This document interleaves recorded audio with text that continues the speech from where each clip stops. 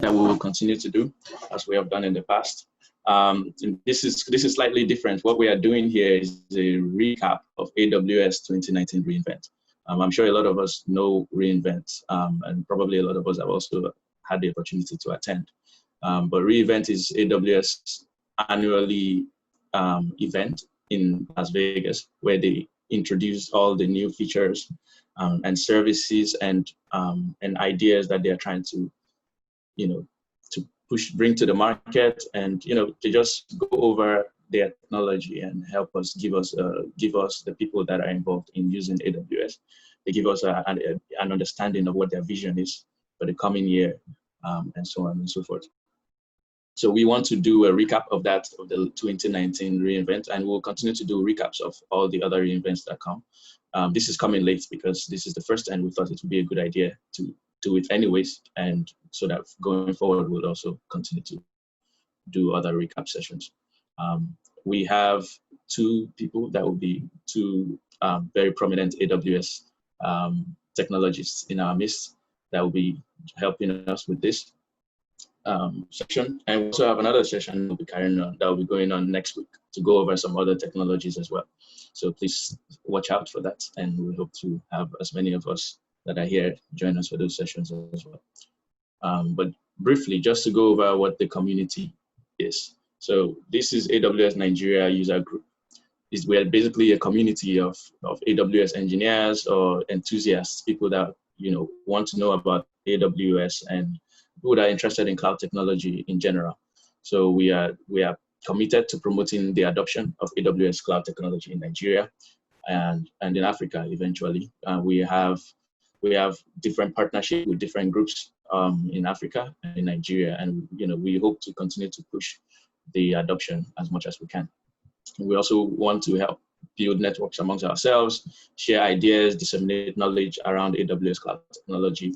For those of us that are part of the WhatsApp group or the Slack channels, I'm sure you have engaged in different kinds of conversations around AWS, and there's people connecting with other people, and we want to continue to do this more. And so thank you again for being part of this community. And if you're not a part of this community yet, you're always welcome. Just feel free to reach out to any of the organizers, and we'll talk to you about how you can join on the WhatsApp or Slack or any other channels that we have. So brief introduction about our presenters today. They are all going to introduce themselves in more details when the time comes, but I'll do a short introduction here. So we have Olawale Olaleye, who is the head IT and security at Carbon, and he will be talking to us today about Amazon Code Guru. I'll let him go into details about what Amazon Code Guru is and all that good stuff. We also have Ewere Diagboya, who is a cloud evangelist, and he's an AWS community hero. He will be talking to us today about Fargate and Kubernetes. I'll let him go into details about what these technologies are during their presentation. Just a quick, overview of what the format will be like. We are Olawale is going to talk about Amazon Code Guru for approximately 35 minutes, and then we'll have Ewere to talk about Fargate Kubernetes, and then we'll have a Q&A section at the end of it. We have an opportunity to do a raffle, so that we have two raffles for free. We have 2 tickets for free AWS credits, approximately $25. But we will be throwing out a poll to get answers from you. So the first 2 people that can respond based on the answers from the sessions, 1 question from each of the sessions. The first 2 people that respond will get this $25 credits that they can apply to their AWS accounts. So if you have any questions, please feel free to reach out on the chat group.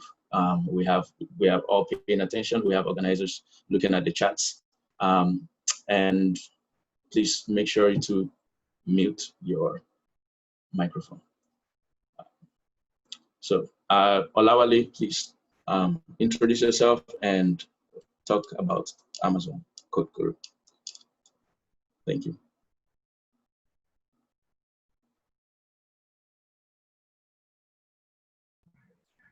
Okay, I forgot to check if I was muted. So my name is Olawale Olaleye.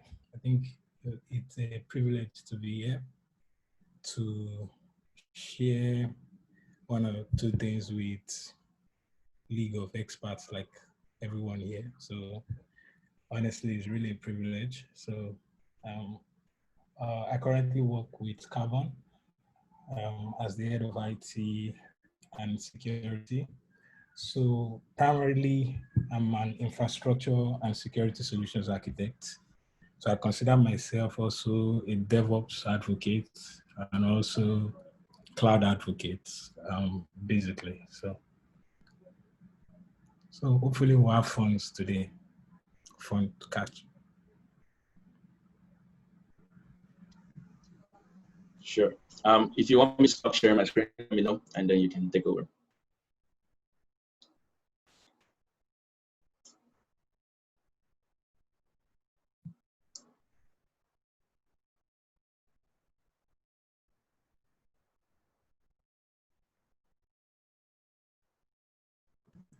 You can stop your screen. Let me share my screen. All right, there we go.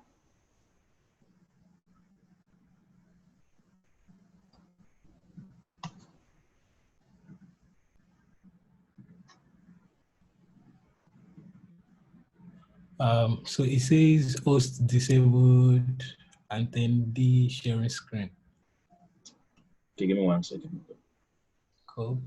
Yeah, you should be able to do it now, sir. Yeah, there we go. Try it now. Try to share.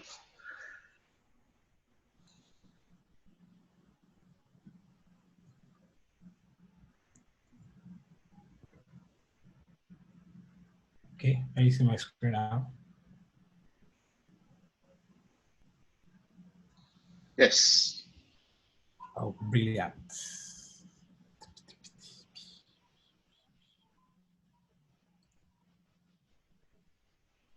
So quickly, I don't know if we can give people room to just say one or two greetings. I'd like to just say shout out to everyone that participating today. So if you could just unmute yourself for about 10 seconds and say hi in the channel, that would be fine.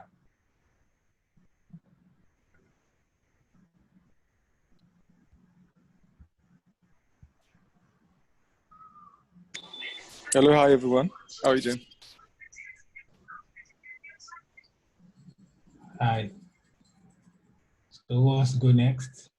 Hi everyone, this is Ayo from Color Gig. Cool, Ayo. Next. Hello everyone, this is Afolarin.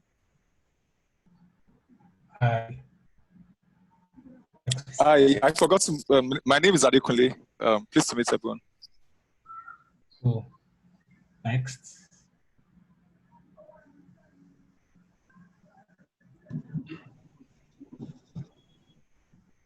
Who wants to go next? Hello, my name is Doyin Shomoyi, calling from Lagos. Hi. Hi there.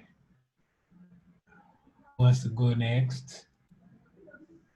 Hello, my name is Sam from Lagos. Okay. Cool. Next person. Hi. Hi. Hi.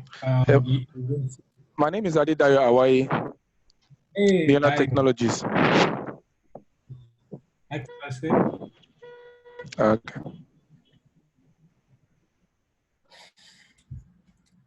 So is that all? Can I go ahead now?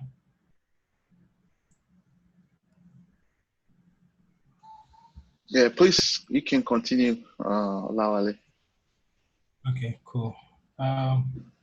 So once again, it's a pleasure to be here. And I think I'll try as much as possible to make this session interesting and interactive so that we can actually learn from each other. The presenter too can also learn from the audience. So yeah, I want to talk about Amazon Code Guru. One of the things I hope to share during this session will be one of the features, benefits of Amazon Code Guru, then how Code Guru works with a demo. We'll do, if we have enough time, we'll actually do 1 or 2 demo. Then about the kind of recommendations Code Guru also makes so you can remediate quickly. So how did it start? So 2019, remember we're doing a recap of ReInvent. So 2019, Andy Jassy unveiled Amazon Code Guru, which happened in December. The idea was that customers will be able to push code to whatever source repository they use, which is the CI stage for many of us that do DevOps. Then Code Guru will be able to pull that request, review the code, and give you recommendations. For some organizations, what they do is they leave this out to another software developer, which called peer code review. So, but at launch preview, the service was already integrated with GitHub and. So one of the reasons why I like the idea of this session that we're having, it also gives you a press report to be able to know how it all started and where they are right now.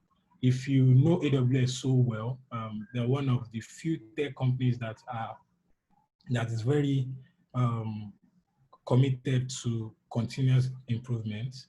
So from that time till now, they've been able to add Bitbucket and GitHub Enterprise Server. So I, for one, I use GitHub. I use GitHub, but for production, particularly at Carbon, we use Bitbucket. So when they announced Bitbucket, I was so excited. So what was Code Guru? I was trying to figure out where they got the name from. So we're all familiar with.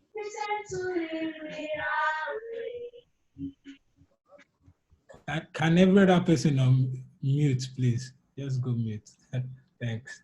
So, who is a guru? A guru is basically someone that gives advice, happens to be an expert in that field. So in my thinking, I was like, oh, this is where they got the name from. So, which kind of makes sense. I mean, I've seen a lot of arguments online that AWS are actually not so attentive to naming their products, but this is a win in terms of how they name the service. So someone who gives you advice on how to do things better, you can consider that person a guru in that field. So which makes sense. Let's go next. So what is Code Guru? If you're in this session and you haven't really tried your hands on it, or maybe you haven't even heard of it before. So it's actually a developer tool, which is powered by machine learning. Yeah, machine learning has been changing the way we do things. We've seen a lot of adoption of machine learning, even in cloud. And Amazon has been using it to drive their services. So it's a machine learning tool that helps you to do code assessments, automate your code reviews, and gives you performance recommendations. And another machine learning driven service on AWS is Macy, which is actually for security analysts or people doing security. So Code Guru has two components. The first one is profiler, and the second one is reviewer. We'll get to that in the next slide. The Code Guru reviewer helps you to do automated review. Let's say you are trying to be agile and you want to take away the process of doing code review. If deliver fast really matters in your environment or your organization, then you should be looking at Code Guru. It helps you automate how you do code review because, and how does it work? Even though we get to that part where we talk about how it works extensively, It uses, all machine learning, they use models, they train those models and keep improving as it goes. So that's how this reviewer came about. So primarily it's based on how Amazon in itself as a company has been doing reviews. So they took that knowledge, brought it out, used it to create a service which you can actually adopt to your own environment. The second one is Code Guru Profiler. This tilts towards people doing DevOps and infrastructure mostly. If you ever had one or two arguments with a developer, that's if you are on the infrastructure side, whereby the developer comes to you and say, oh, my code is not running. It was running when we first did the first release. Now that we added new services, it's no longer running. It's because of several challenges may creep in. So one of them is optimizing the resources that the code is actually consuming. So this particular component of Code Guru helps you to identify the pain points in your code, help you to know the code that is consuming most of your CPU and your memory resources. So in turn, it saves you money. It helps you save infrastructure and operational costs. So how does Code Guru Reviewer works? Like I said, it helps you to analyze code, automate code review process. So from the time when you push your code to the repo, and you create a pull request. So it extracts some semantics and patterns from the code that you pushed. So then those features and patterns are compared against machine learning algorithms. Then it does its normal stuff by trying to compare against previous patterns, and it does some basic checks. We'll talk about those checks in the next slide. So after that, it makes recommendation. If there are no recommendation, fine. That means you guys are okay. And whoever wrote it is probably a badass software engineer. So Code Guru Reviewer kind of recommendation. So if you're using Code Reviewer, what are the kinds of recommendations you get? Remember I said is based off Amazon's internal knowledge, their process, their standards, their procedure, and their approach to software development, particularly coding principles. So they compare it, they make those recommendations from their own AWS best practices. And trust me, if you run a tech stack and maybe you're using AWS cloud and you're following AWS best practice, you're on the right track. Hardly will you run into issues. So for me as a person, most of the thing I do, I tailor it towards AWS best practice. Of course, I had some other stuff to it, like because I'm security oriented as well. But with AWS best practices, you're probably on the right journey. It also gives you recommendation based on concurrency, resource leaks prevention, sensitive information leak like credentials management, and then it gives you common coding best practices. Those common ones are what they pull from open source projects. It talks about refactoring, gives you recommendation on input validation as well. So let's now look at Code Guru Profiler. Like I said, there are two different components. So Code Guru Profiler itself has three resources with which it works as well. It has an agent, it has profiler service, then it also gives you agent recommendation. I know many people are very familiar with CloudWatch agents. So you know how maybe you want to pull logs and performance metrics that the normal AWS service doesn't give to you, and you want to do your own custom metrics. You can use CloudWatch agents, install it on the EC2 instance, then stream it to CloudWatch log. That's how the agents work in this regard as well. So you can start the agent using code. You can refactor your code to start the agent, or you can use Java command line to also run the agents. So the agent run as an in process as part of your app. how you have your Java project running in Tomcat, that's how it runs as well. So it gather metrics, send those metrics like every 10 minutes, send it to your profiler service. Then your profiler service, it does the aggregation.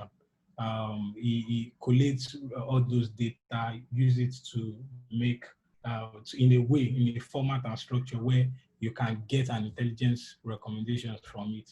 So you publish that data in interactive flame graph. Is that graph that you can now visualize. And one of the things that AWS did with this service was that they brought in visualization. I don't know, I've gotten a lot of feedback where people say, you just have to be a proper engineer to use AWS Cloud. But for this one, they tried as much as possible to make sure that the feedback is interactive enough and is well constructed in a way that you can visualize it. So then after the profiler service publish the data, then you get your recommendations from it. Then it also gives you alerts, continuous alert based on those recommendations. So what are the types of application you can profile with this code profiler? You can, for now, Code Guru works with just Java.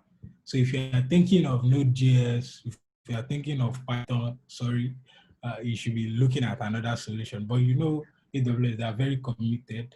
I won't be shocked if they release something. I'm actually keen and waiting for JavaScript as well, because we have a lot of that in our code base. So Code Guru Profiler works with application that you host on EC2. Remember, Profiler gives you infrastructure consumption analysis of your code that is running. So you should be thinking compute in this regard. That's what you should be thinking. So that when you think of Profiler, think of compute. How you, my friend Ewere used to talk about saving costs. I used to see his post on saving compute costs. So these two also help you to move towards that direction where you don't just over provision resources because, oh, it's a Java app. And we all know how Java app can be. I think last week I was having one of a conversation with one of our engineers where he had to go and provision a 32 gig RAM compute because he said it was Java. I was saying, Mr. Man, you start from the barest minimum. So then what are the things you've put in place to properly track the infrastructure cost of the code that you're deploying? So this is Profiler. This is what Profiler does. It works well with your app on EC2 for ECS and EKS that the next speaker will be talking about. Then it also works for serverless as well, whether you're doing serverless container or serverless. So if you've not heard of serverless container, watch out for the next session. So Amazon Code Group of Profiler currently supports JVM applications, including Java, Scala, Kotlin. That's if you are doing mobile apps. So what's the challenge for everybody? Code quality challenge is a challenge for everybody. It's not just for developers.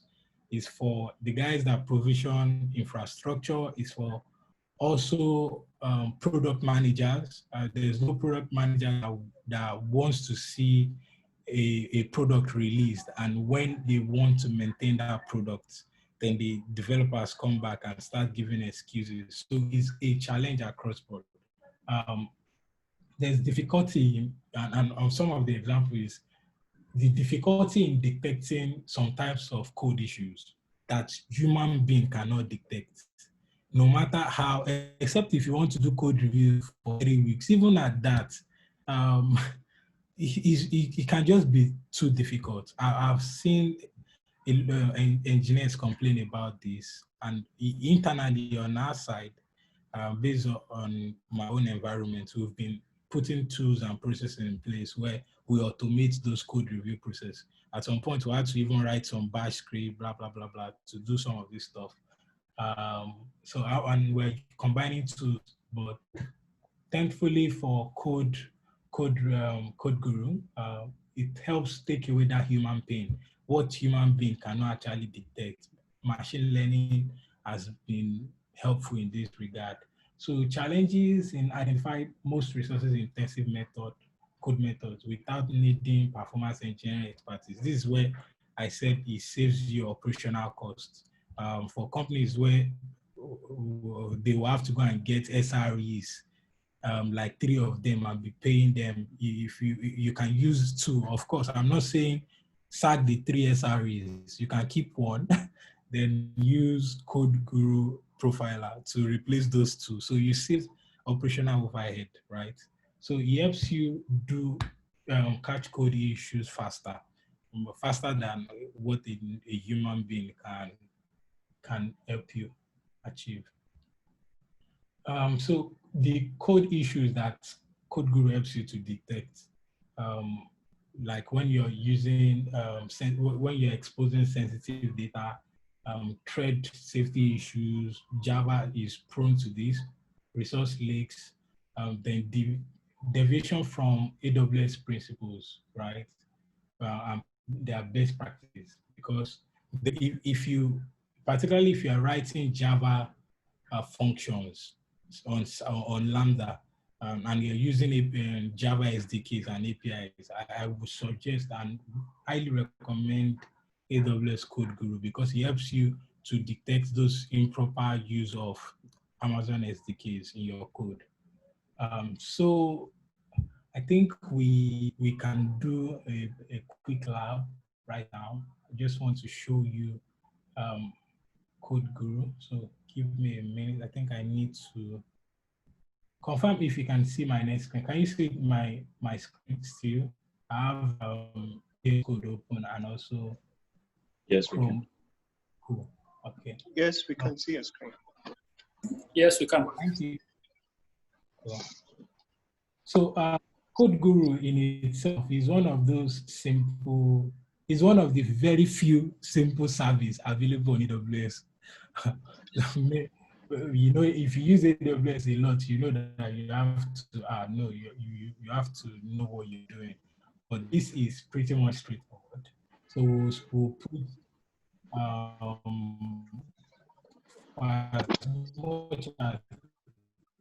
as long as we can. I have my timer running, but I just want us to look at Code Guru here. So in my own personal environment, I use Code Guru for a project that is already running. But let's try and create a new one. Now, I don't want to use anything. I will walk you through this code as well. But let's just act as if we are creating a new project from the scratch. Right. First thing is there's a sample project available on Amazon Sample Lab. So I want to fork that project to GitHub. Just hold on. Okay, this is it. So first thing, let me get this and pull it to my own environment.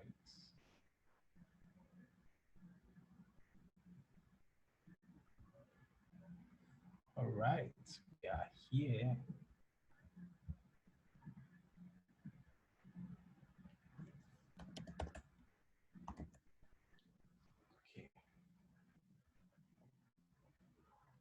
In case you want to follow along when you are at home, I will drop my my slide and also put the Git repo link there. So first I want to clone this guy. So this is a sample Java application. There's no story behind it. So I'm going to CD into it. All right. So let me create a new branch from it.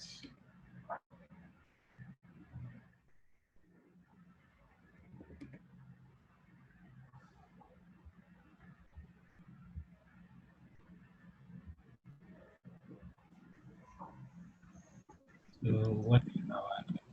Do meetup, right? Let me use something else.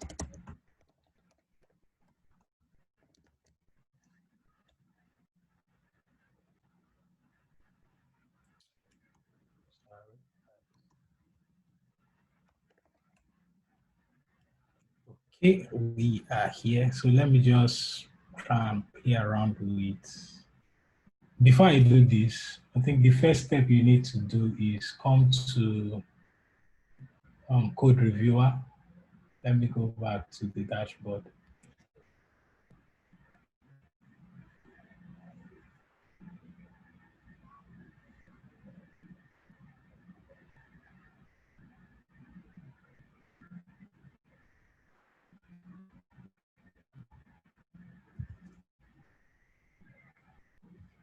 Okay, so I have some sample project, but that's fine. So you want to associate a new repo, click on associate repo, connect to GitHub. They started with GitHub and code commit. So for now, my code sits in GitHub. So click on connect to GitHub. Then we're looking for the project that we actually recently forked, which is called Amazon this guy, right? Associate it. So it's associating.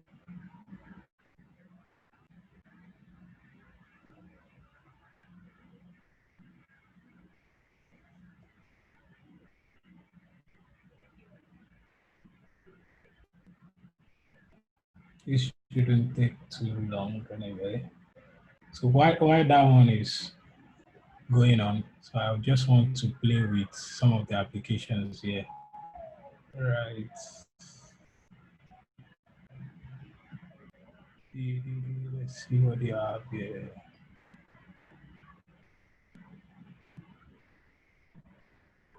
Okay.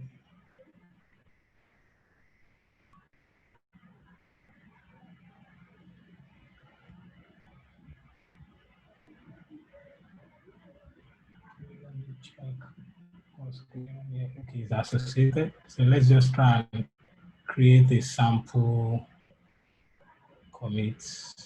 Let's trigger something so that will clone.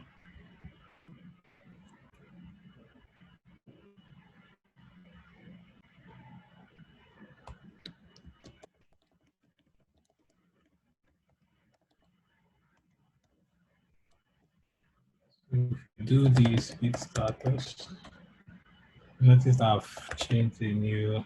So this is the normal stuff we do now, like making changes to code, pulling and pushing.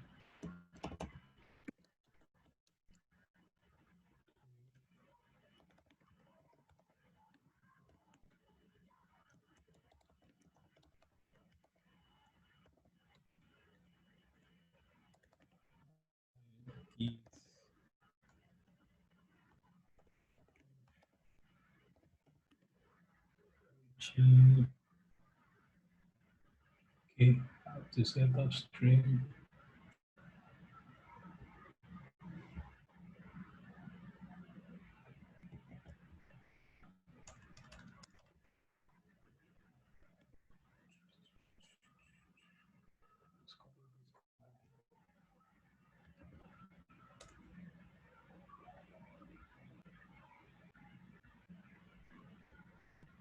Okay, so a developer has pushed a code,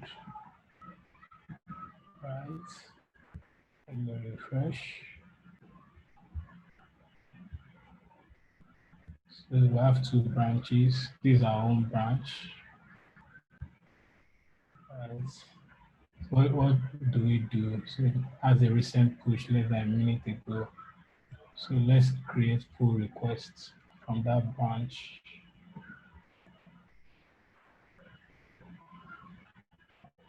We want our own, blah, blah, blah. So I'm pushing from this branch to this branch. So this is what I added a new note, right? If you, before I click that, let's look at code reviews. There's no code review yet for that particular repo. This is from the ones I have already. So let's click on create pull requests. So now code review will kickstart its own work. So code review, doing his own review. That normal peer developer would have done. So you're leaving it to code review to do that.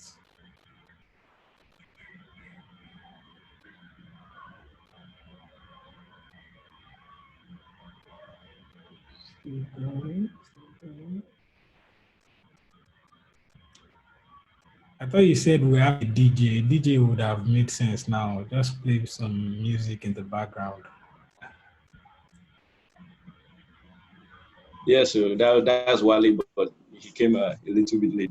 Wale, we were just talking about you earlier. If you're around, you'd have helped us with some good music.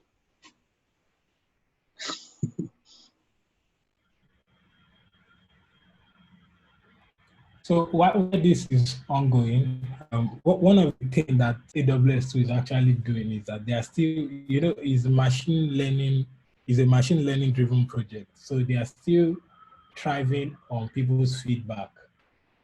When this service do code review for you, you have a channel where you can actually pass feedback based on that feedback that they give to you. If you are pleased with the review, you give it a thumbs up, or you can make additional comments. So they use that feedback to still keep on training the model. I actually believe they should give this service out for free. But I don't know why they didn't do that. Anyway, they have their business model. So let's refresh this. It's still pending. That coach that much.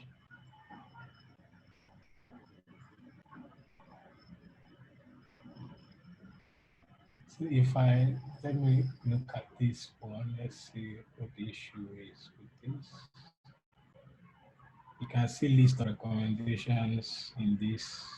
It will tell you, then it will ask you, was this helpful? If you want to correct this recommendation, just click on the link. We also have link pointers where you can read and go through the issues in your code. Oh, this is still pending. Let's leave it there for now.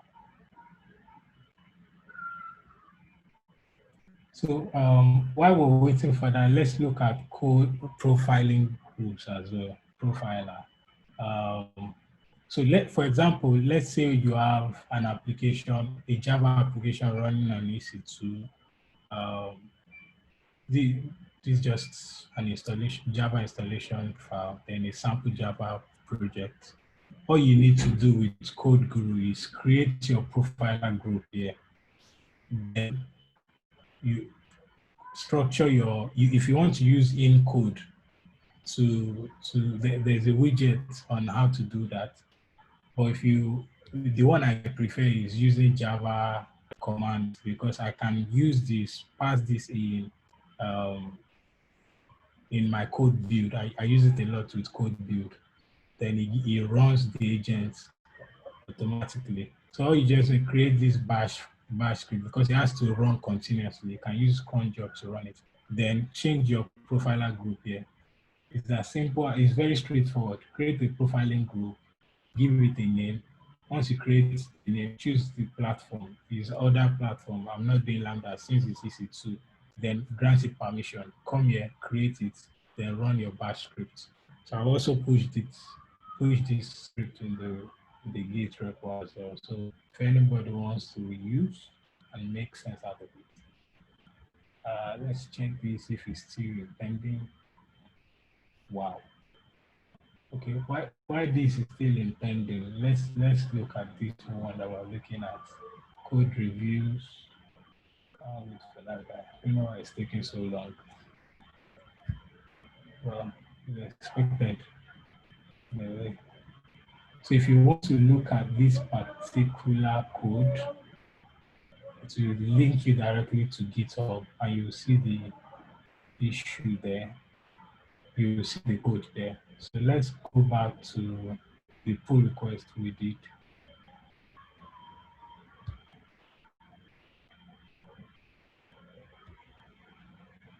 About 8 comments. Yeah, so this is Code Guru work.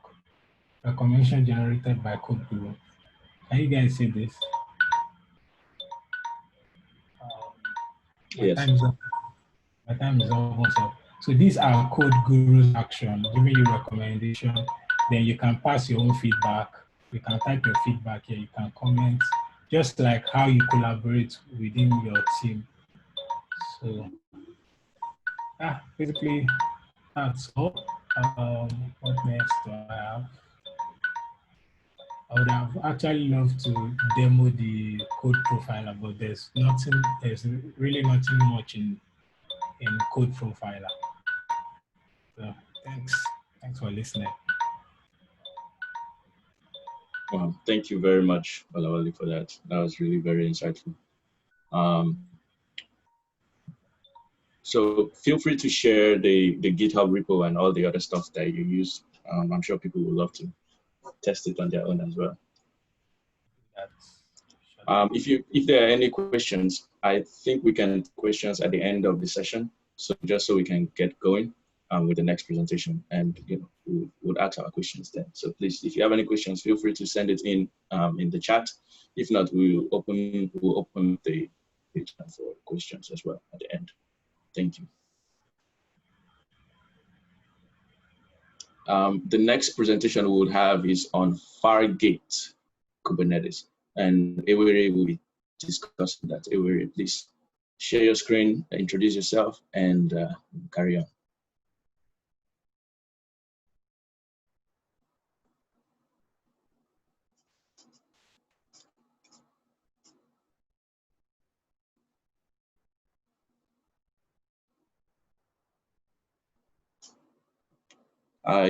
Ewere, if you're still with us, your mic might be muted. Yeah, I'm here. Hi, everyone. Hi. Okay, thank you very much for this rare privilege. Thanks to my humble and bosom friend Olawale for that powerful rendition about Code Guru. Today I'll be talking about Fargate basically. So I will be sharing a short presentation, and after then I will do a demonstration.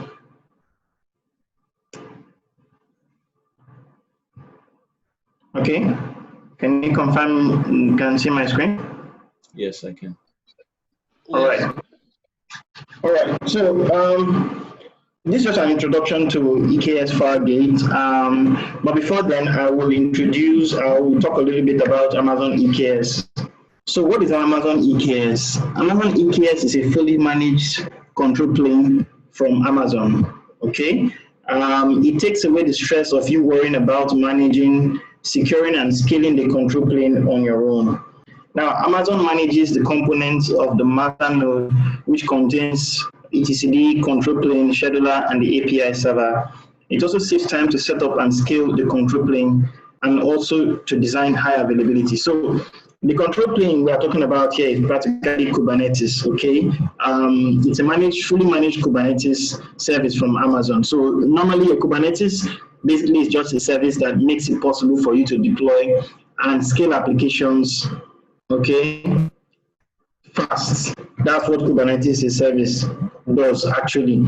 So I might not be able to go deeper into that, but for basic understanding, just take Kubernetes as a service, okay, that makes it easy for you to deploy and scale applications at, let me use that word, neck-breaking speed.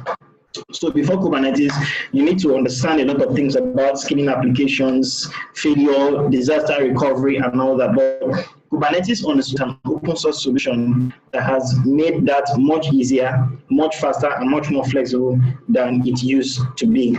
But what Amazon has done is that when you want to manage Kubernetes on your own, it takes a lot of time for you to understand every single component of Kubernetes. That's 1. 2, you have to be a very good expert in Linux operating system and a lot of other components for you to set it up yourself, which can take, trust me, days or weeks or even months if you're lucky enough. But what Amazon has done with EKS is they made it much easier. With the click of a button, you can get an EKS and a Kubernetes cluster ready to run and for you to deploy your applications. So that's what basically EKS is about. So Amazon automatically sets up the control plane and share the URL for you so that you can manage your cluster yourself. So you don't have to worry about how to set it up and all those things. And they use what we call the kubeconfig, which is the authorization layer for Kubernetes. And it's also tied to what you call the AWS IAM, which is an acronym for Identity and Access Manager, and helps to authorize and authenticate access to the Kubernetes cluster, where you can perform your Kubernetes operations for managing, deploying, scaling your applications within Kubernetes. So we're not here to talk about Kubernetes per se, but what we are talking about comes from Kubernetes. And here we are going to talk about Fargate. What is Fargate? Fargate is a serverless solution on Kubernetes. Now, when I was talking about Kubernetes, there's something I didn't mention. Your Kubernetes cluster comes with what we call nodes, or what we call worker nodes. Your worker nodes are basically virtual machines or EC2 instances, okay? You have a set of virtual machines that you have to manage. So even if AWS manages what you call the control plane, which is the main part of Kubernetes, there are other components of Kubernetes you have to manage yourself. Things around the virtual machines that run behind your Kubernetes cluster. So what Amazon is doing for you is to manage the control plane while you are in charge of managing the EC2 instances, which serves as the worker nodes, and which is actually where your applications get deployed into. Now, in reInvent 2019, Amazon said, okay, we are one of the pioneers of serverless in the world, okay? We are the pioneers of serverless, and we're pioneers of serverless machine learning technologies in the world. We want to take our serverless ideas, okay, apart from Lambda, apart from Code, which Wale already talked about, that you don't have to worry yourself about having to set up stuff or the operational expense that goes with managing EC2 instances, because you have to secure them, you have to ensure that they are always up to date, you have to ensure that all security patches are up to date, and all those headaches that have to go with it.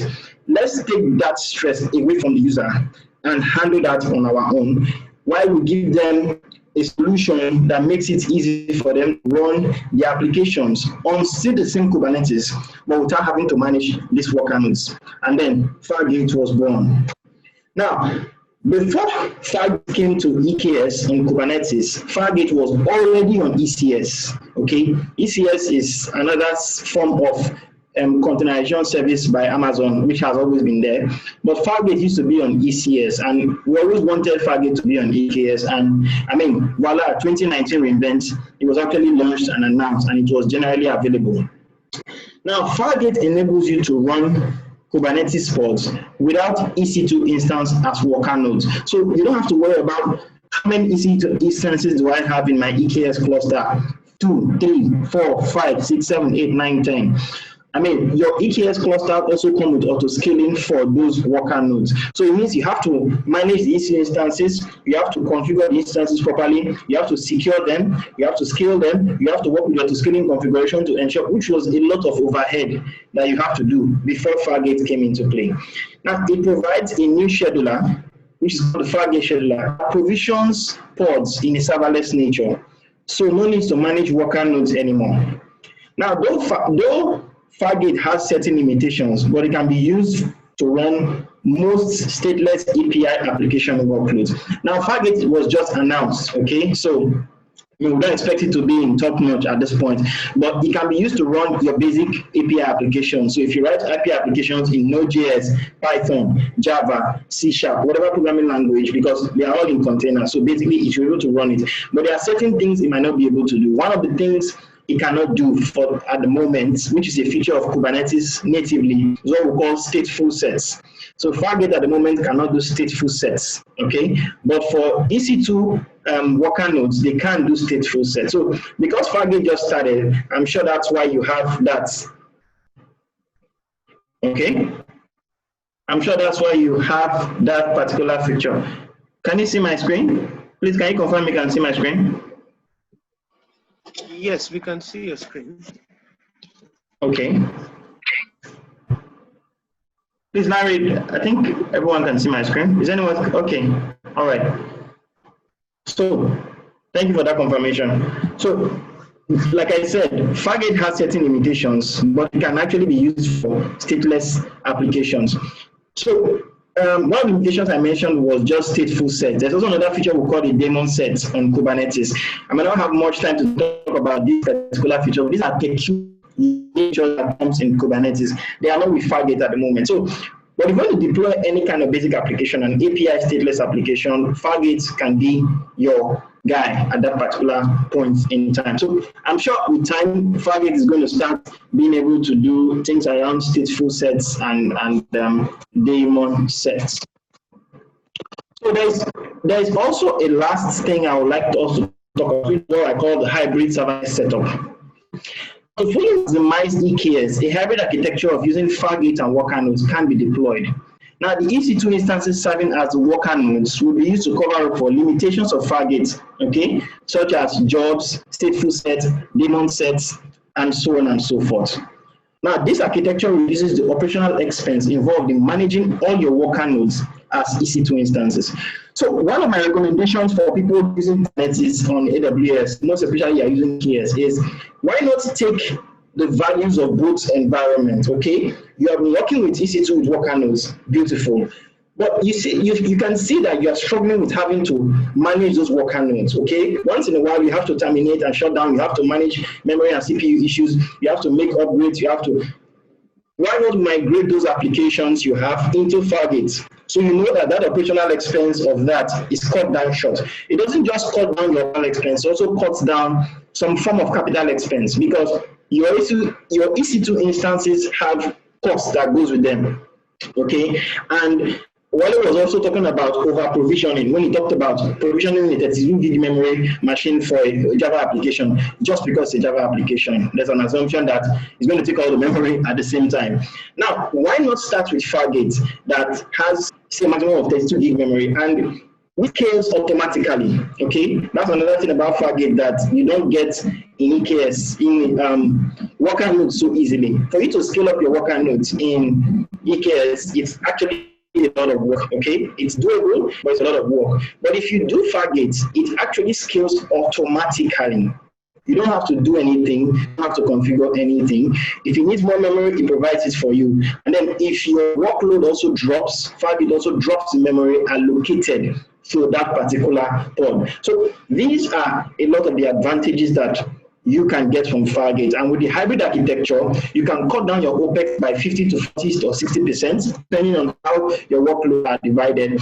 And just dedicate those unique features of Kubernetes to your worker nodes so that maybe applications stay in Fargate while jobs and the stateful sets all stay in the worker nodes. So give and take, what you might eventually have is you might just have just one single worker node for your applications, and then the rest pods or the rest applications are deployed in your Fargate profiles. So that's all for now. I just want to do a simple demo on the Fargate deployment, and then we'll be done.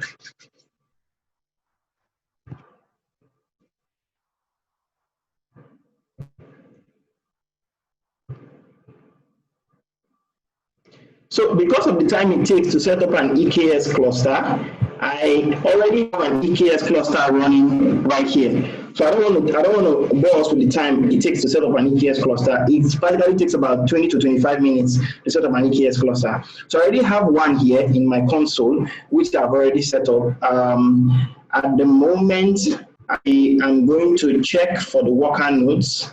If I have any existing, I don't think I have any at the moment.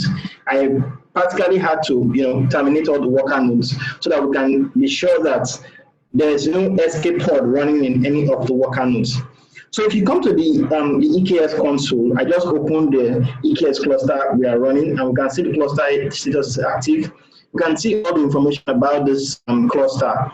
Now, for us to create Fargate, we call it a Fargate profile. We go straight to the compute, okay? And this is where we can create our Fargate profile. So I'm going to quickly open the EC2 console so that we can see that there's actually no worker node running. The only EC2 instance you are going to find here is the instance that contains the instance where I'm going to be managing the cluster from. So it's not really a worker node for the EC2 instance. So this is the name of my instance, and this is the instance ID. and it's just a Linux machine. It's a TP medium Linux machine. It is not a worker node ES cluster. I practically terminated all the worker nodes. So what it means is that at this moment, if I try to deploy a pod, that pod is going to fail because there is no worker node. But hey, there is Fargate profile. So let's try it out and see. Now, one rule we need to know about Fargate profiles is they work with what we call namespaces. Now, namespaces in Kubernetes is used to create a layer of separation between different workloads. Basically, if you have staging, production, and development environment in what you are working on, and you want to separate them clearly, okay, without them, you use namespaces in Kubernetes. So borrowing that concept from Kubernetes, you can create a namespace and you attach your Fargate profile to that namespace. What that means is any pod or any application you deploy within that namespace is going to be deployed into a Fargate profile. Let me go over that again. Namespaces are a technique or a feature within Kubernetes for creating unique separate layers between environments, your staging, your production, or your test environment. Now, borrowing that concept, you can create a namespace and attach that namespace to a Fargate profile. What that means is if you deploy an application or a pod within that namespace, is going to deploy it into that Fargate profile.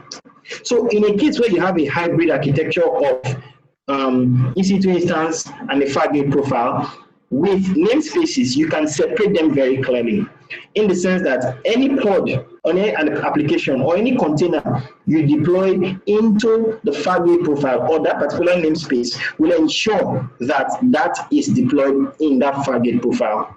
So I'm going to demo that right away. So the first thing I want to do is to create my namespace in my Kubernetes cluster. I will manage it from my command line interface, which I will be sharing right away.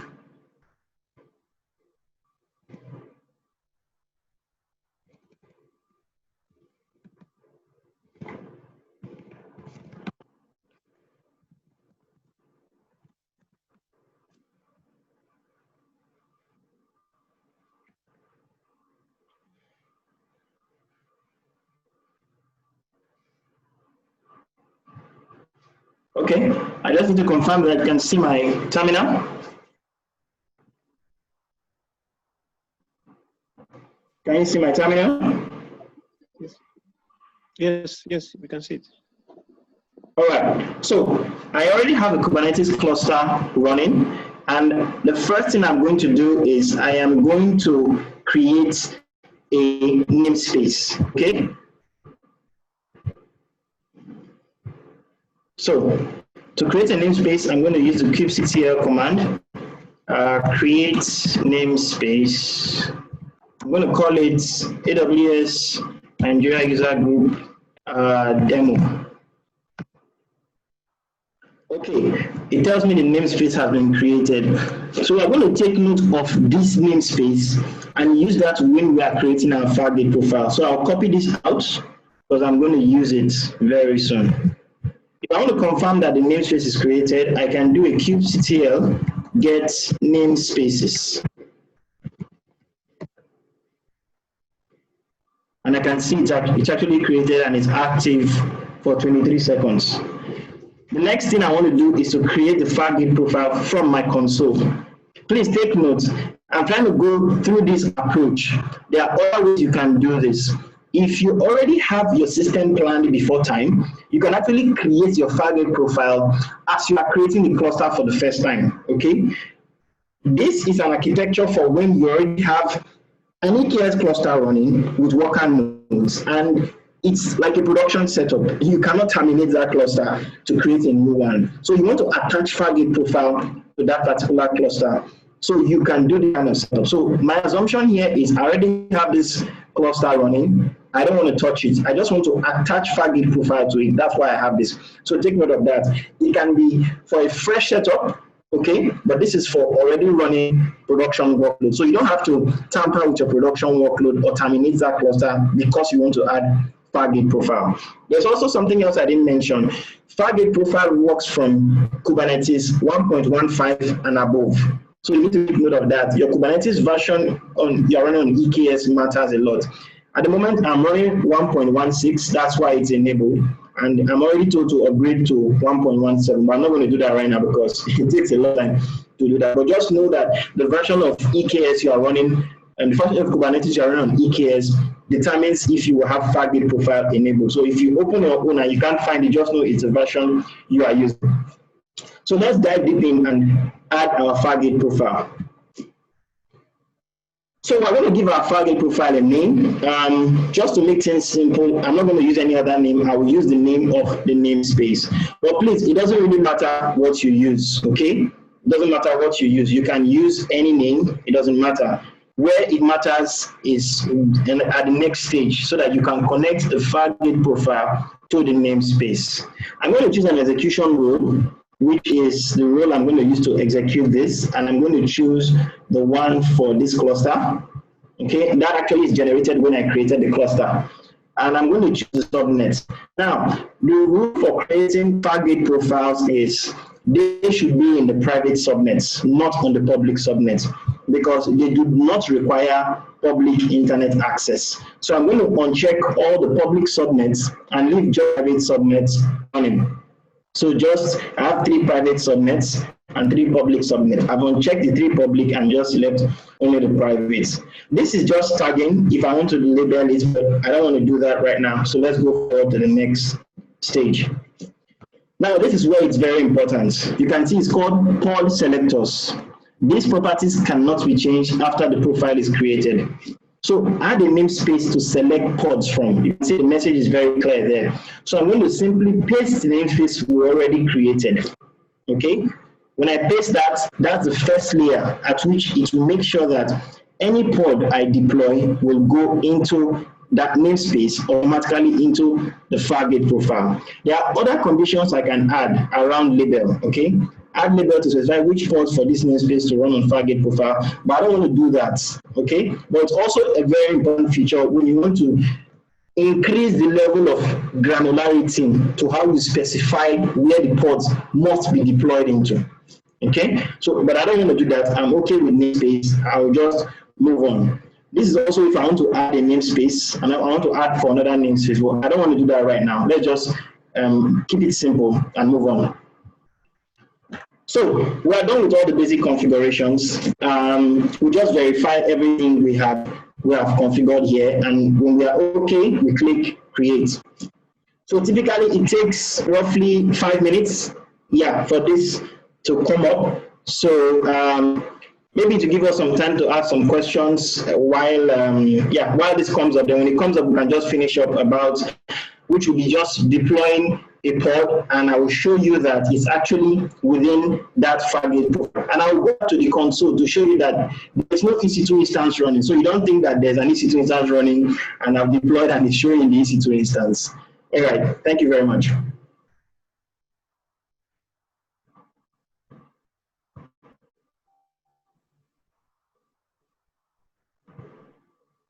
Thank you, Ewere. This is going to take a while. So I think it's questions while this is actually still running. Thank you. So while we are waiting, do you mind going over some basics of Kubernetes? Maybe just talk about what pods are and some other concepts that we can just for those of us that have not used Kubernetes before. Okay, Kubernetes is becoming an ecosystem as I speak. And one of the things we need to know about Kubernetes is there's a high chance Kubernetes will replace your native Linux, okay? So if you want to deploy applications moving into the future, nobody might want to know if you have any Linux experience. People just want to know if you know how to build Kubernetes and you know how to manage a Kubernetes cluster. Why? The reason is Kubernetes has been able to make application deployment and scaling much easier, much faster, and less stressful. Now, how has it done that? It has used the concept of distributed computing to do that. Now, the concept of distributed computing is where you do not actually have to you distribute a particular service or a particular application. Now, what we are used to is if you want to deploy an application, you get one server, okay? You put the application in that server and you are okay. When you have more users, you do either what we call horizontal or vertical scaling, adding more servers, okay, or increasing the resource of the current running server. That's the basic way we do that. But there's also the part of management. There is the networking part management. There's the management of each of those applications on each of those servers, which a lot of people have used things like Puppet and Chef to solve over the years. But there is still a challenge because, I mean, those people who know how to do Puppet and Chef, you know what it is to do Puppet and Chef. You need to have a PhD in configuration management.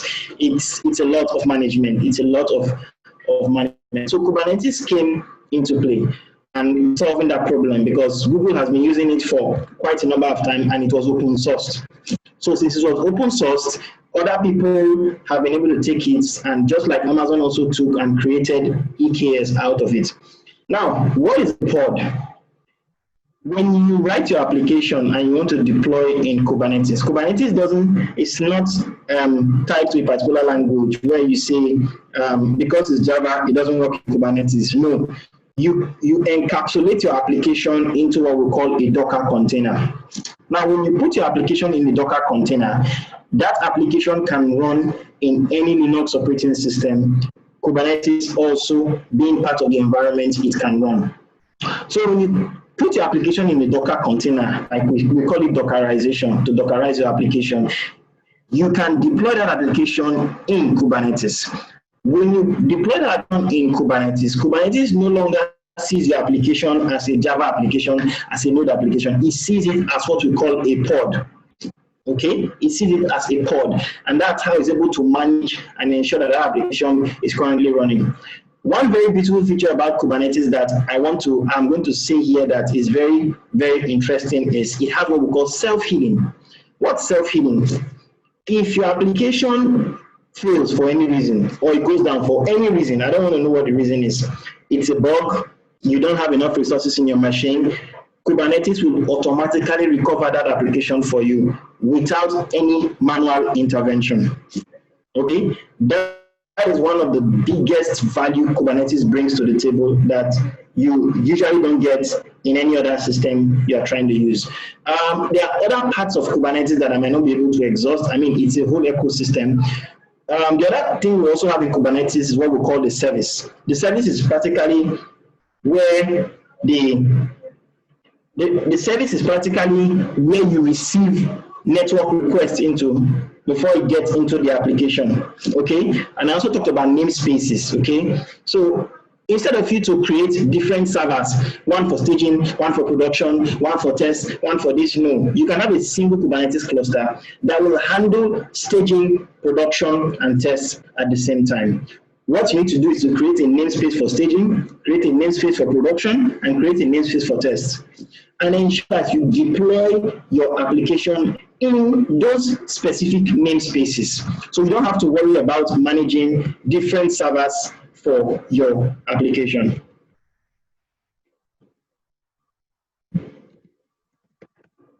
Okay, I think the profile is up. I'm going to share my screen right now. Cool. Thank you for that, for the answers.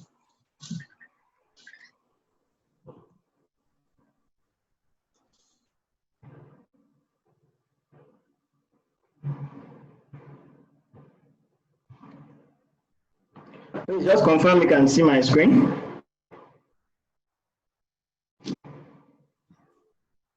Yes. Right, thank you. So if you look very well, you can see that the status is actually active right now. You can see the namespace we selected and the name of the Fargate profile. Please, profile name and the namespace name must not be the same. Please. I just did it for the sake of this demo so that we can quickly move forward. You can use a better name so that you can quickly identify it. But the namespace you created in Kubernetes must be the same namespace you are attaching to the Fargate profile. If not, your deployment will not get into the Fargate profile. So I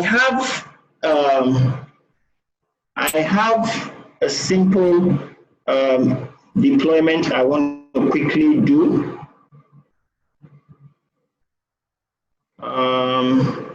Sorry.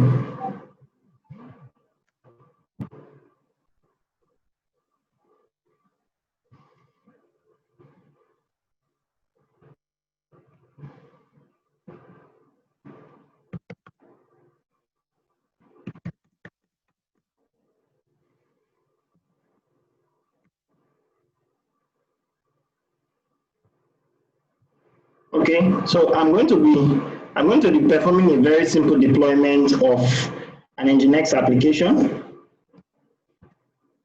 Okay, so this command is supposed to deploy an Nginx image into this cluster, and I'm using the namespace for what we just created right now that is attached to that Fargate profile. Now, mark you need to ensure that you attach that namespace and equal it to the namespace you already created, which is attached to the Fargate profile. So I said kubectl create a deployment. A deployment is what you use to house a pod. Okay, like I said, a pod is like an application deployed in Kubernetes. In this example, my application is an Nginx application, okay? And the version is 1.14.2. That's a Docker image actually. And I want it to be deployed into the namespace called AWS Nigeria User Group Demo. So when I'm done with my command, I hit the enter key. And if you look at the message here, it tells you that this is already created. Now, how do we validate that this is actually working? We are going to check if the pod is running. So the command that is kubectl get pods, and we need to specify the namespace. There are various namespaces within this cluster. So specifying the particular namespace we want to target is quite important. If not, we are going to be checking another namespace. So, sorry, I think there was a typo error there.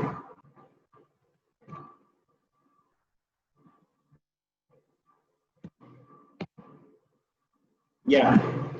So if you look at it, it's still saying pending. So give it a while. But the way you will be sure that this is actually running in the place it should run is when we check the, okay, it's running right now. So you can see it's actually running, status is running, 1 of 1. Now, how do we confirm that this is actually true? The first thing I will do is I will go back to EC2 instance, and I'm going to refresh this page so that you can see that it's still the same EC2 instance that I had that was running, which is actually this one I'm working with, okay? We can confirm that with the IP address. You can see the IP is 21237, which is 21237. I'm going to refresh this page so you know that there's no EC2 instance running somewhere that is hidden. That you think maybe I hid one EC2 instance somewhere and I'm trying to play a trick. There's no trick here. We're in the same region. You can see the page has reloaded and it's the same EC2 instance.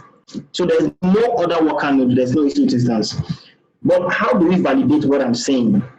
If I do kubectl get nodes, nodes are the EC2 instances that run within your Kubernetes cluster. It's going to show me one worker node, which is the Fargate profile worker node, which is actually serverless. So it's not here. If I come here, it's not a server, it's the Fargate profile running here. So there's no EC2 instance, there's no VM, there's no server, it's serverless, basically. So I don't have to worry about how to monitor the CPU, the memory, or if I need to manage anything. I just manage my applications and all. The last way to validate that this pod is actually running within this Fargate profile is to use what we call the describe command. Now, a describe command in Kubernetes tells you where a pod is running within that cluster, which particular place it is deployed. So I'm going to run that command right away, and that will be all. So kubectl describe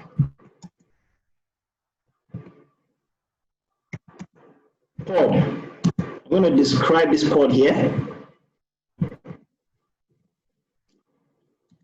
Don't forget your namespace, very important.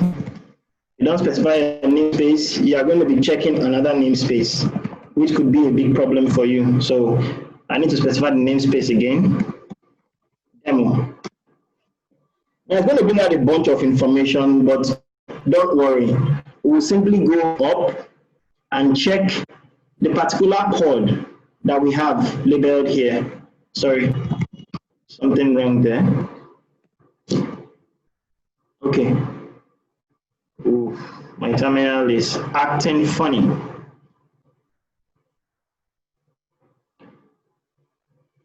Sorry.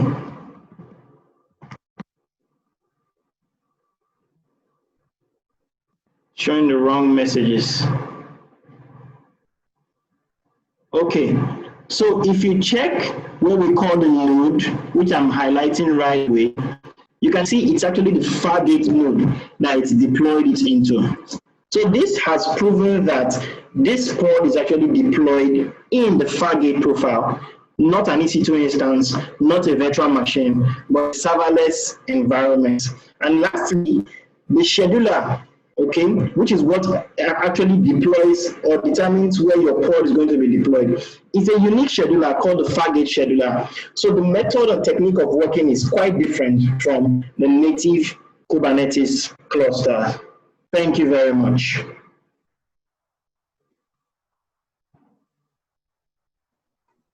Thank you very much, Ewere. That was very, very helpful. We will go next now to the question and answers. Please, if you have any questions, feel free to send it into the chat. I would open the channel now, and we can have, if you have a question, you can also unmute your mic briefly and ask the question. Let me share my screen real quick.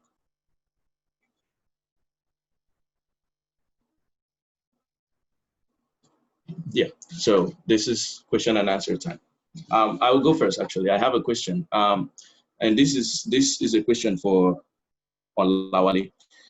For Code Guru, for Amazon Code Guru, what do you, or from your experience and your perspective, what do you see is the biggest challenge with like adopting Amazon Code Guru?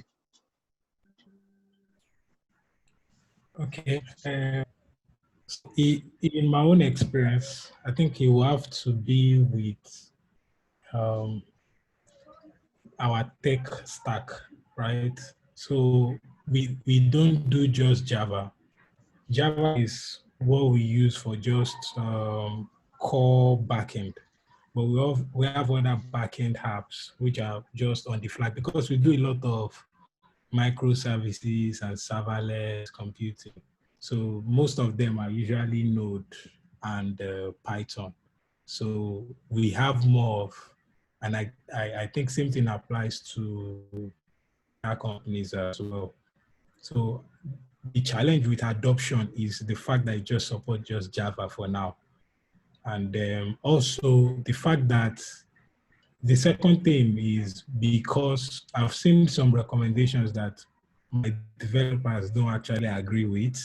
So when you are adopting, I would say you should have a flexible mind, particularly if your organization, you adopt strict compliance. The two parts have to be flexible to take feedback from the developers. You remember that the tool is actually for the developers.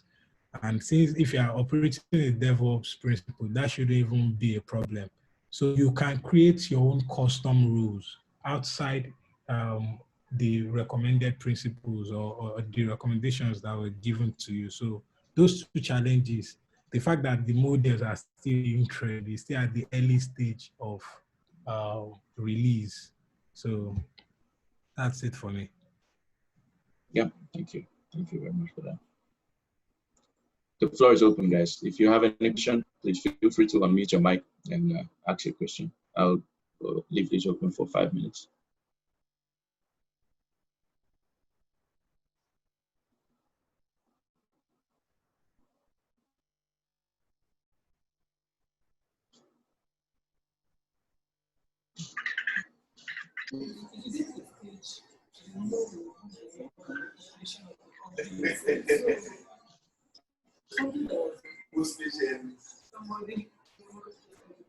I have a question for Ewere.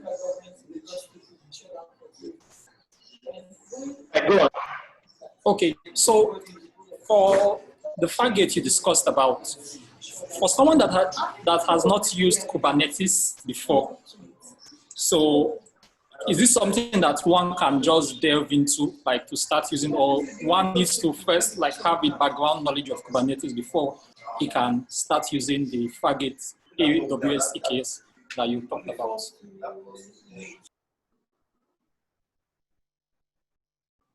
Okay, actually, you really need to have some background knowledge on Kubernetes. It will help a lot with the Fargate implementation. But Fargate doesn't only exist on Kubernetes, that's the advantage. So AWS has Amazon ECS, which also has Fargate. That's actually where Fargate started from. So ECS is a bit much easier, a lot much easier to onboard into than EKS. So if you want to use Fargate, you can use it on ECS also, which is Elastic Container Service, Amazon Elastic Container Service. And it also provides you the same and even better functionality than Fargate on EKS. I hope that answers your question. Yes, it does. Thank you. I see Ciola has a question. You can unmute your mic and ask your question.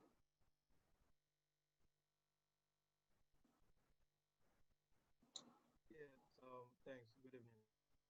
So, my question is the volume is low. Can you, address it? Ciola is raising your hand.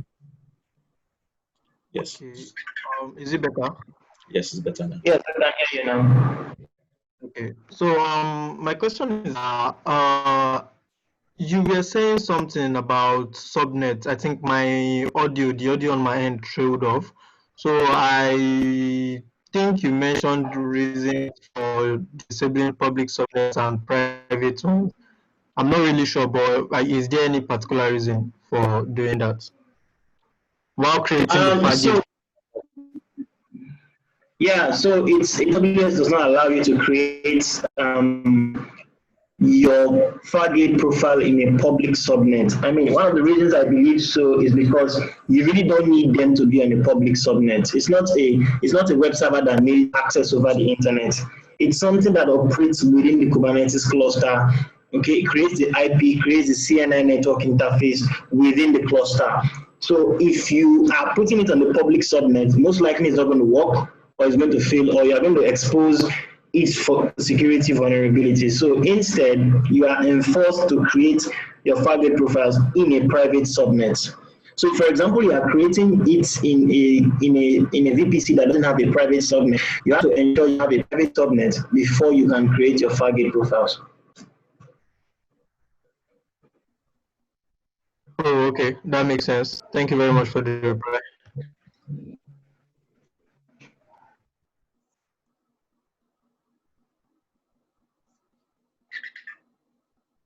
I actually have one more question. This is for Ewere.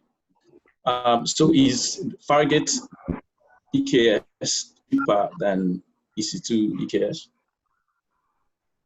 That's a very dicey question. So technically, there is always the concept that serverless technologies are cheaper, okay? But if you want to compare the cheapness on the grand scale of things, you have to measure it very fairly, and this is how. There are two things you measure in costs. We have what to call the capital expense, which is what I will call upfront costs. Okay, let me give an example. If you want to buy a shoe, what's the cost you look at? The cost of the shoe, right? Getting.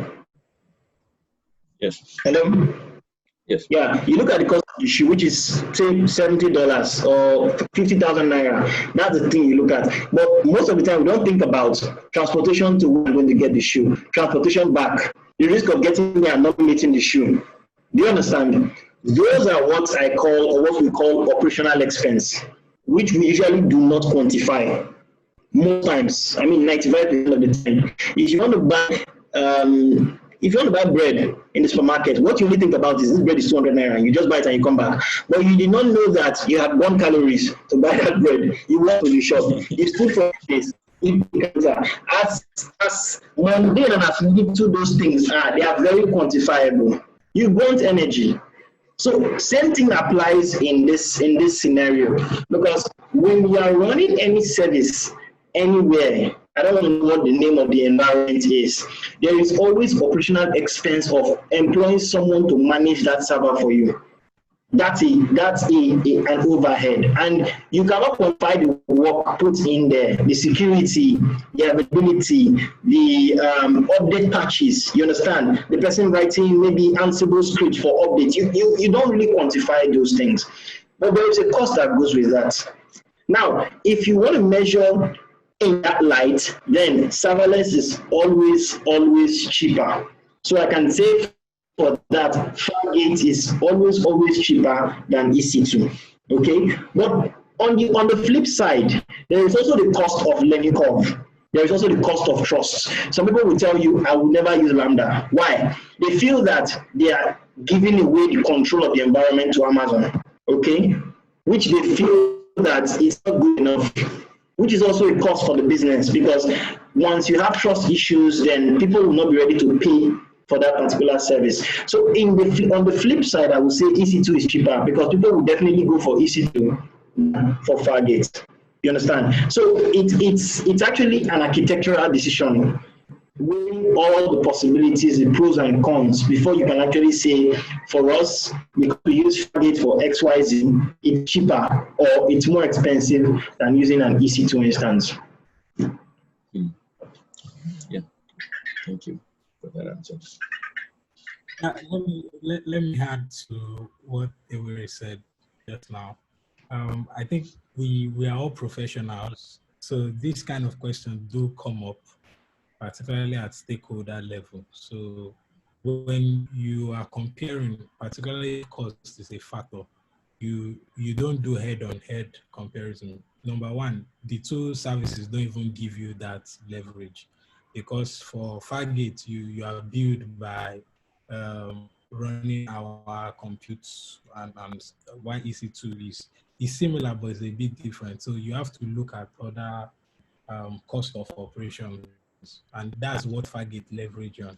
Then I've actually tried something in my own environment whereby I was using EC2. I compared the cost with Fargate. It's relatively the same pricing.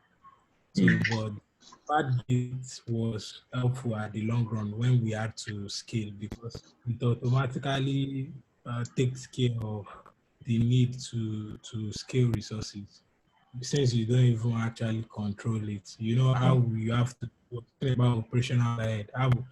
Like if I want to delete containers that are not in use, I have to write a script on EC2 containers to do that, but Fargate handles that for you. Okay. Okay. Last call for any questions. Yeah, I think Larry has a question he posted on the chat. He was saying, how does the decision to use Docker for a deployment differ from Kubernetes? So, Larry, to help create some clarity, Docker and Kubernetes go together. Okay, you can't separate Kubernetes from Docker. Okay, what Kubernetes does is, sorry, I'm going to use this statement here. Docker makes Kubernetes makes Docker run on steroids, basically. So what you have to do manually, okay? What you have to do manually of ensuring that your application is at planet scale, creating 50 copies of your application so that if one goes down, the other recovers. If one goes, the other recovers. Kubernetes does that for you without little or no configuration. Once you configure it and tell Kubernetes, give me 50 copies of my Docker container, Kubernetes will automatically do that for you. Okay, so Docker and Kubernetes are actually two separate entities. Kubernetes makes your Docker application or your Docker deployment run better, okay, more efficiently, cutting you a lot of operational costs in terms of managing the application on your own and helping you ensure that the application recovers automatically and scales better.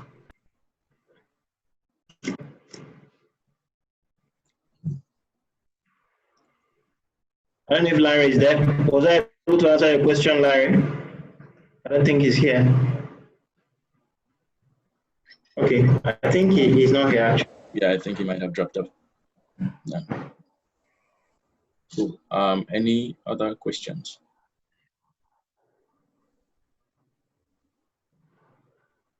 Sorry, the question I want to ask is if the link to the recording will be shared.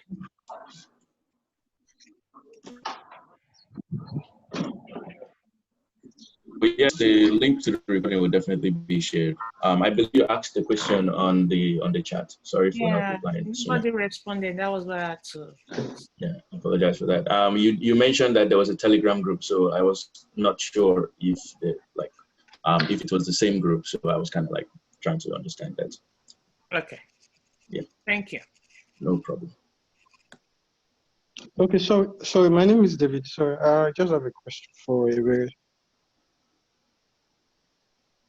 Sure, go ahead. Hello.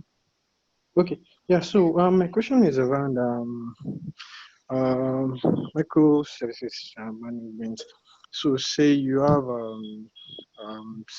hundreds of services that you've built, APIs, for example, that are supposed to run on different ports. Majorly, it's supposed to be accessed from different ports, and you want to manage them on the Kubernetes cluster. So my question is, how do you use a single port of entry for all those microservices? Like, how do you do a mapping for a single port of entry to be able to access all the services?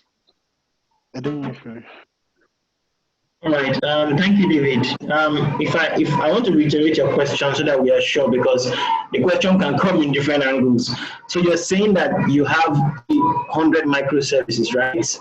And they all have unique ports they are running on, right? Yeah. And you want to have a single entry for all these different ports. Exactly. Yes. Yes. Okay, now within Kubernetes, you have what you call the ingress controller.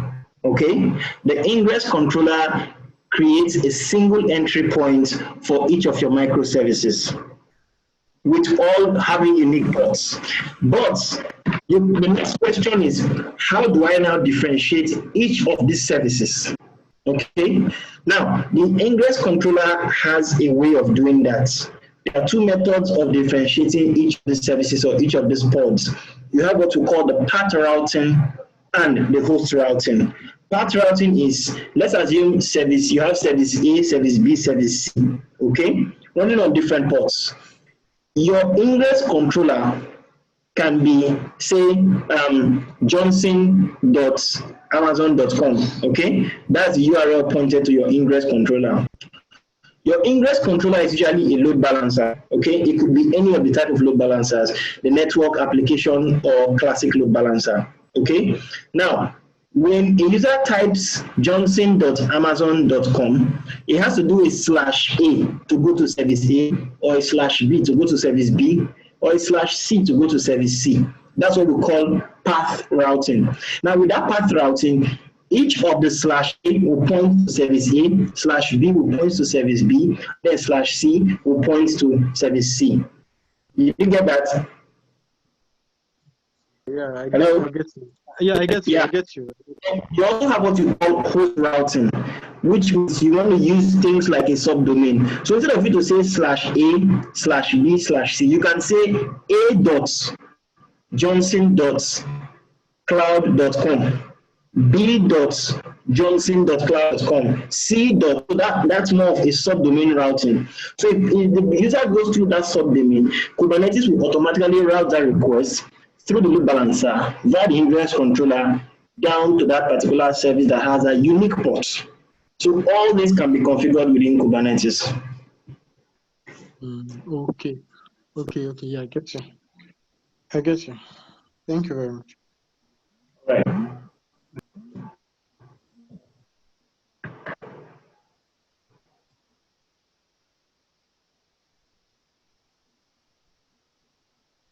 All right. I think that's it for the questions and answers. Thank you, everybody that asked a question. final announcements. This is just to remind us about the next session that we'll be having. That will be next week, starting at the same time, 5 p.m., August 1st. So please feel free to join us. Again, I just saw on the chat that Larry said his question got answered. Larry, I think when your question was answered, you might have disconnected. So, Ewere, do you want to answer the question again?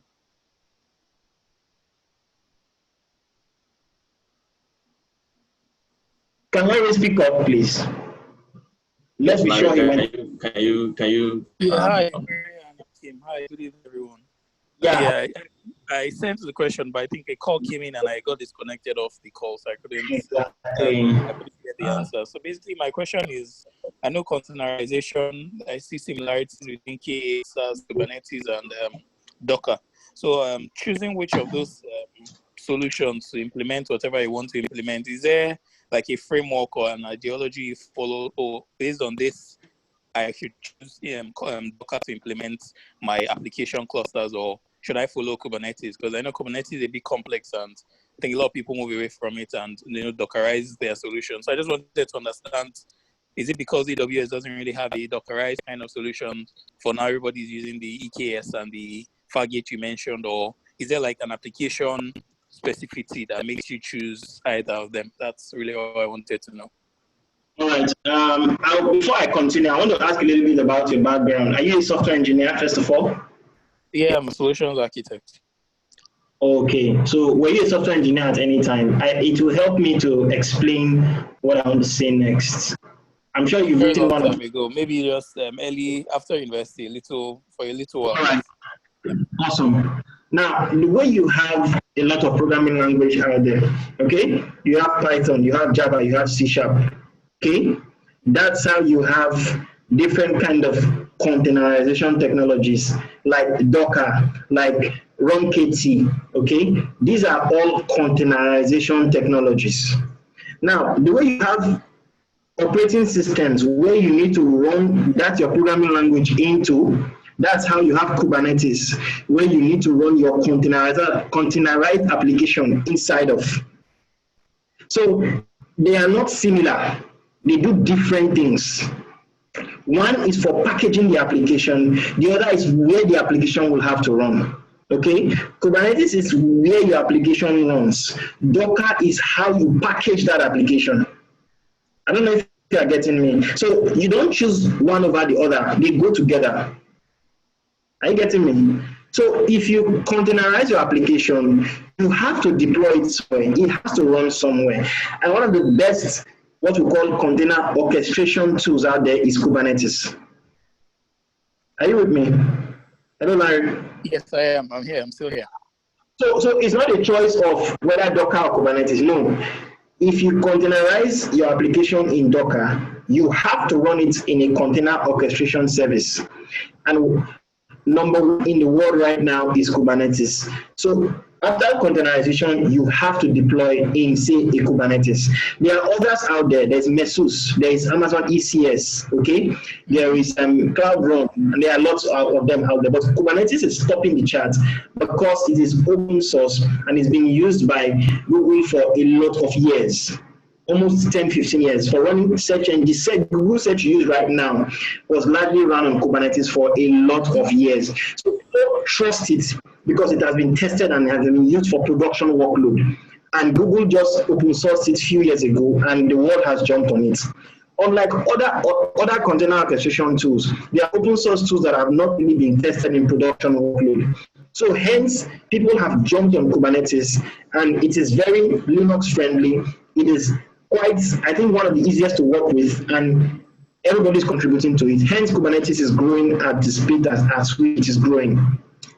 But Docker and Kubernetes do two different things. Before you came, I was using a term. I said Kubernetes helps your containers or your Docker image to run on steroids. So what you should be doing manually, or what you cannot even do manually in terms of what we call self-healing, auto-scaling, and quick delivery of your applications manually with Docker, Kubernetes will do that for you automatically without any manual intervention. So that's what Kubernetes does for you. Okay, it makes it clear now. it's not compulsory to use Kubernetes. You understand me? But it is a good option. There's a lot of, I mean, that's the only container orchestration tool that has more information than any other container orchestration tool you want to use. Like I said, based on Docker, based on it being open source, and based on everybody contributing, there's a lot of information, a lot of documentation, a lot of, I mean, resources out there compared to almost any other container orchestration tool globally. Right. I'll answer the question now. Thanks so much, man. Sure, sorry, Sam. I don't know if I can add to what was said. Hello? Okay, please. Okay, so basically, Ewere has actually finished it up, but I just wanted you to know that even Docker had a solution called Docker Swarm, which was something similar to Kubernetes. And the funny thing is Docker had to lead that in preference of Kubernetes. So I think that shows you that obviously even the Docker team themselves know that Kubernetes is way better than every orchestration tool out there. Okay, thanks. Yeah, that's very interesting. Thank you, Adekunle, for that contribution.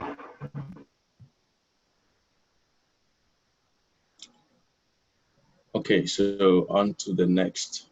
Are there any questions? Is there anybody else that has any? I think we still can take some questions. If not, like I said before, next week we'll have the second session. We'll also go over a couple other services. August 1st, 5 p.m. is the time when we'll start. Please join us on time. The slides and recording of this meeting today will be shared on the groups, on the Slack channel, on the WhatsApp group, and on the Meetup platform. And if you have not joined any of these groups, there is a link that was shared earlier by Akim, so you can join the Meetup, and you can, through the Meetup, you can definitely reach the organizers, and we can share the WhatsApp and the Slack channels with you. Thank you very much. And thank you, everybody. Thank you to Wale. Thank you to Ewere. Thank you guys very much for the wonderful presentations you guys have done. I hope to see everybody next week. All right, thank you very much. Thank you, guys. Thank you very much. Thanks, everyone. How do I send you to the repo and the site? Yeah, we can. You just communicate with me, and we'll share it on the platforms. Oh, yeah. Yes. All right, guys.